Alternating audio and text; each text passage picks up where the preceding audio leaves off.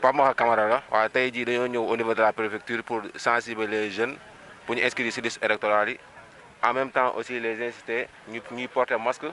ñëw pour ñu sensibiliser daal pour ñu inscrire ci liste électorale yi. instant yi nous sommes ñun ñooy ay éléments Pa bu Camara nañ bu soutenir le ministre Dame Diop waaw nous sommes des éléments de Pa bu Camara. instant yi dans la journée nii on a à sensibiliser au minimum une trentaine de personnes. pour ñëw inscrire ci liste électorale yi tout en portant les masques tamit et respecter les gestes barrières. waaw programme bi loolu la instant yi dañoo fas yéene chaque jour ñu am nañ benn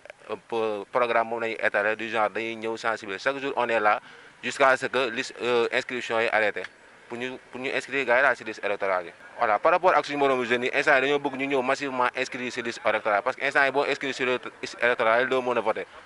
appel boobu daal la ñuy lancé à la jeunesse diourbelloise ñu ñëw ñëpp massivement inscrits sur les listes électorales voilà tout en respectant nag les gestes barrières parce que tey jii boo ñu xoolee ñun yor nañ suñu gel ñoo ngi tax suñu masque nañ ñëw inscrire sur liste électorale yi tout en respectant les gestes barrières.